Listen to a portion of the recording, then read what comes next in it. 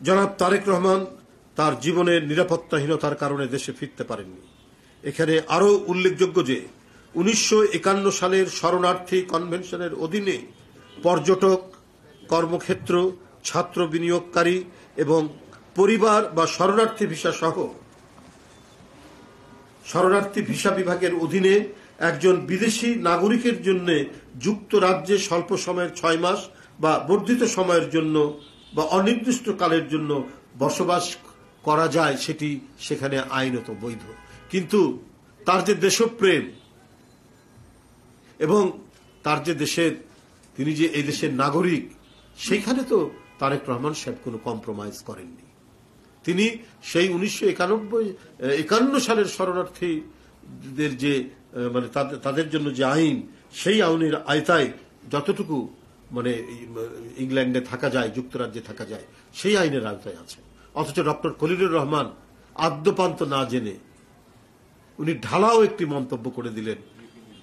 একটা ব্রিফিং এর মধ্যে তিনি ঢালাও মন্তব্য করে দিলেন। দেশের একটি বৃহত্তম রাজনৈতিক দলের প্রধান নেতা সম্পর্কে তিনি এ ধরনের মন্তব্য করলেন। এরা মনের মধ্যে বিষ আর মুখের মধ্যে মধু নিয়ে তারা ঘোরাফেরা করে। সুপ্রিয় সাংবাদিক ভাই ও বোনেরা, বাংলাদেশের গণতন্ত্রকামী মানুষের নেতা বিএনপির ভারপ্রাপ্ত চেয়ারম্যান তারেক রহমান বারবার স্পষ্ট করে বলেছেন, জনগণের ভোটে জনগণের কাছে জবাবদিহিমূলক সরকার প্রতিষ্ঠার স্বার্থে অন্তর্বর্তীকালীন সরকারের প্রতি সমর্থন অব্যাহত রেখেছে।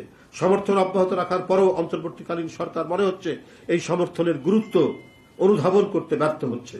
ক্ষমতাসীনদের কেউ কেউ মনে হচ্ছে বিএনপির সঙ্গে পায়ে পা লাগিয়ে ঝগড়া বাঁধাতে চায়।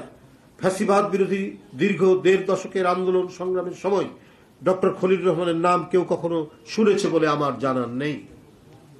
সুসময়ে হঠাৎ করে তিনি উড়ে এসে জুড়ে বসে উপদেষ্টা হয়েছেন। 1.5 দশকের শেখ হাসিনার ফ্যাসিবাদের বিরুদ্ধে আন্দোলন সংগ্রামে দেশে বিদেশে কোথাও যার কোনো উপস্থিতি ছিল না, না ছিল কোনো জোরালো বক্তব্য, তার কাছে দেশের নিরাপত্তা নিশ্চিত কিনা এসব নিয়ে জনগণের জানার অধিকার রয়েছে, কারণ তিনি হলেন নিরাপত্তা উপদেষ্টা। আর তিনি কি মন্ত্রণা দিচ্ছেন ডক্টর ইউনূস সাহেবকে, কি মানবিক করিডোরের নামে করিডোর মানে নানা কথা বলে দেশের সার্বভৌমত্বকেই দুর্বল করার চেষ্টা করছেন। আমি প্রধান উপদেষ্টা ডক্টর মোহাম্মদ ইউনূস সাহেবকে বলতে চাই, আপনি এমন একজন ব্যক্তিকে জাতীয় নিরাপত্তা উপদেষ্টা বানিয়েছেন দেশের জন্য যার কোনো দৃশ্যমান অবদান নেই। তিনি তো বাংলাদেশের জন্য নন, বিদেশের জন্য কাজ করেন কিনা এই নিয়ে মানুষের মনে প্রশ্ন দেখা দিয়েছে। মানবিক করিডোর বা চ্যানেল নামে বাংলাদেশকে যুদ্ধক্ষেত্রে পরিণত করার পায়তারা করা হচ্ছে। তিনি বাংলাদেশকে অস্থির করার পরিকল্পনা করছেন, কিন্তু আমরা তা হতে দেব না। ডক্টর খলিলের অহেতুক প্রলাপে প্রতীয়মান হচ্ছে অন্তর্বর্তীকালীন সরকারের কেউ কেউ সুকৌশলে বাংলাদেশের প্রাণ তারেক রহমান দেশে নিরাপদ প্রত্যাবর্তনকে অনিরাপদ করে তুলতে চায়। কোন পরিস্থিতিতে তারেক রহমান চিকিৎসার জন্য বাধ্য হয়ে বিদেশে গিয়েছেন, বিদেশে থাকতে বাধ্য হচ্ছেন, এ সম্পর্কে দেশের গণতন্ত্রকামী জনগণ সম্পূর্ণরূপে ওয়াকিফ হন।